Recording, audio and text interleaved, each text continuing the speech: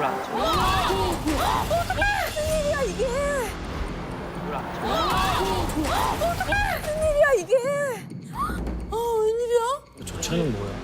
구급차에는 70대 응급환자가 쓰고 있습니다. 또 이렇게 그리고 그 가족과 함께 구급차가 이송 중이었구나. 옮기는 중입니다. 다른 차들은 구급차를 보고 양보해주고 있습니다.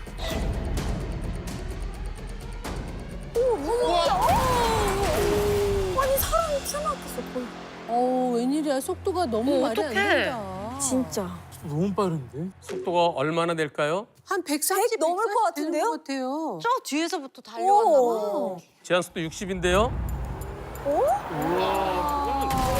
구급차가 날아갔어.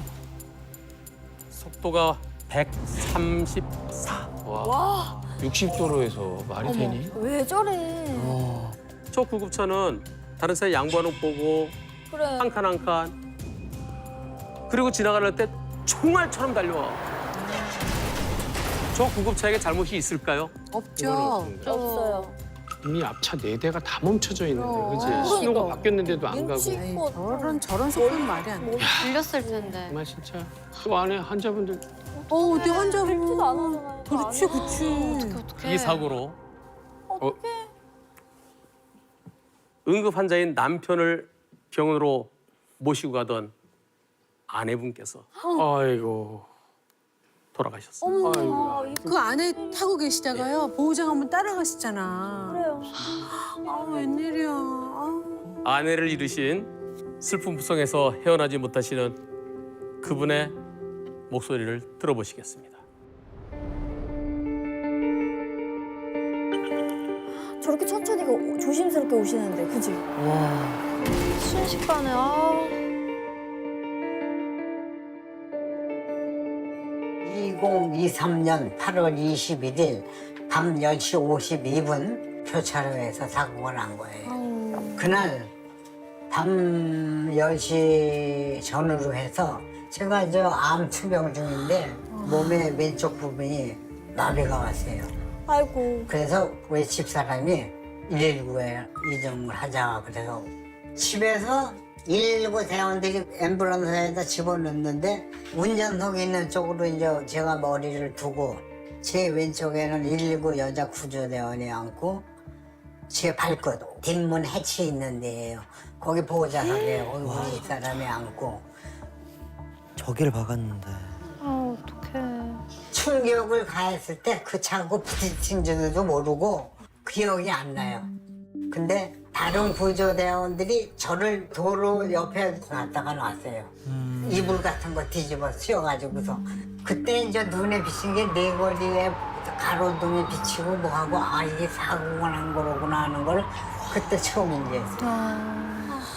구조대원한테 우리 집사람은 어디냐 그랬더니 위중하시기 때문에 응급실로 가셨다고 선생님도 그걸로 갈 거라고 막 소리 지르면서 마누라인데 데리고 가라고 그러는데 저쪽에서 처제하고 천안 먹고 저쪽으로 이렇게 막 순서같이 지나가더라고. 그래서 그때 아 이거 이제 사달이 났구나 하는 게 감이 딱 번쩍 들더라고. 그래서 CT 찍고 MRI 찍고 뭐 이런 막 계속 촬영실로 데리고 다니더라고요. 우선 와서 이제 다시 응급실 그 제자리로 왔을 때 천암하고 처제가 왔어요. 운명하셨다고. 그래서 그때 알았죠.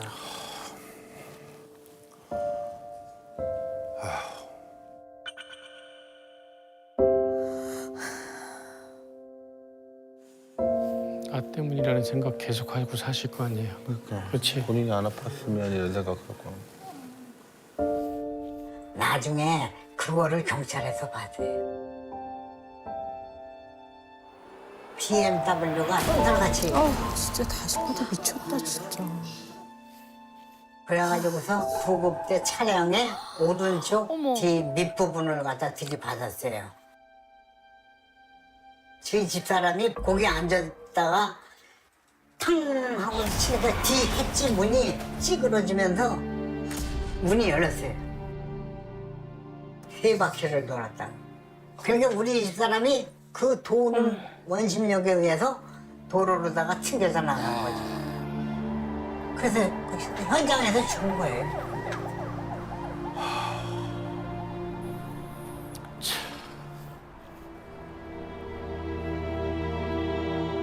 그날 내가 안 아팠으면 이런 일이 안 나잖아요. 10,000원은 죽고 나는 살고. 그래서 얼마나 미안하겠어요. 밤에 이제 잘 시간이 되잖아. 소파에 와서 좀 틀어놓거나 침대에 가서 직전에 그때 눈물이 나. 많이 나, 눈물. 보고 싶어. 무지하게 보고 싶어.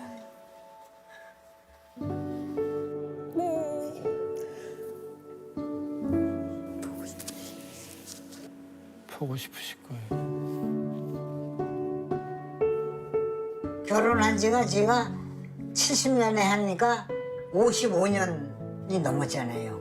그냥 이렇게 목이 매서 이렇게 한테 눈물이 나요.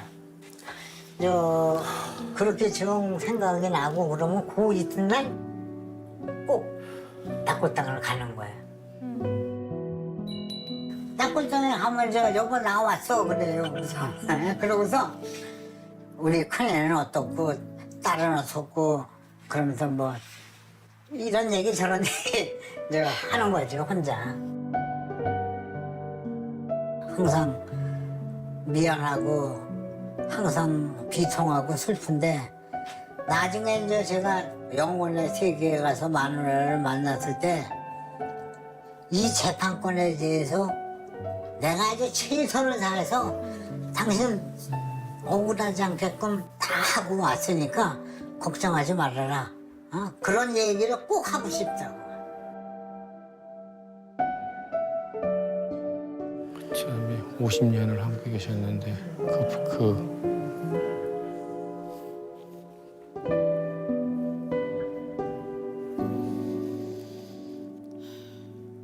가해자는 4가지 법을 위반했거든요. 교통사고 처리 특례법에 치사, 그 집사람이 죽은 거. 그다음에 2번째는 치상, 저하고 구조대원들 3명. 나는 11주 여기서부터 여기까지 감각이 없다고. 그리고 제 바로 옆에 앉았던 여성 구조대원은 27살인데 다리가 일스러져서 이 뼈를 1cm를 잘라냈다고. 그 여성 대원은 6개월.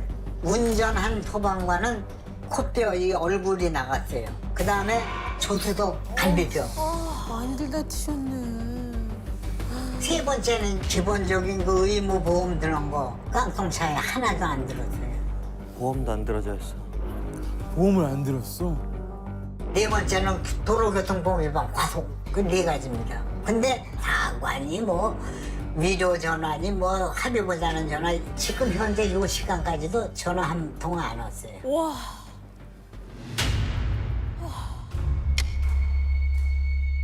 저기다 반성문인데. 와.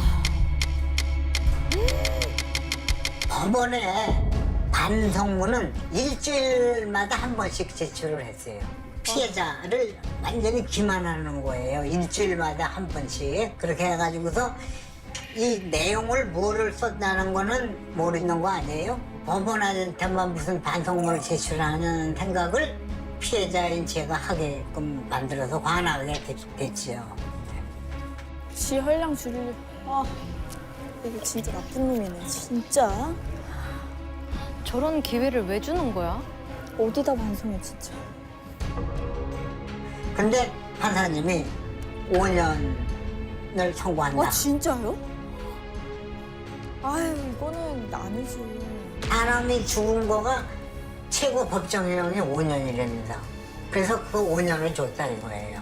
5년은 제가 만족을 안 해요. 한 10년 받았으면 좋겠어요. 근데 피고하고 변호사가 항소장을 냈어요. 진짜 나빴네.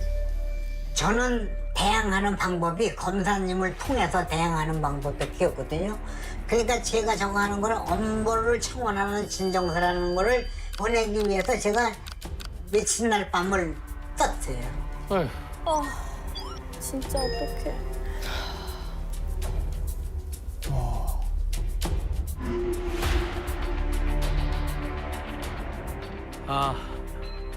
상대는 오히려 형량이 무겁다고 항소를 했고요. 그리고 반성문을 진짜 수십 번 냈지만은 그 말로 하는 반성은 누가 못 하겠어요? 이거 글로 쓰는 거는 얼마든지 할 수 있죠. 그리고 5년이 지나면 저분은 다시 자유로운 몸이 되겠죠. 하지만 저 할아버님은 돌아가신 할머님이 안 돌아. 다시 돌아오지는 못합니다. 아, 보고 싶다 그러시는데 예. 너무 마음이 안 좋더라고요. 얼마나 보고 싶을까. 살인적으로 빨리 달렸던 저분께 전하고 싶습니다. 저 할아버님의 아픈 마음을 풀어주세요.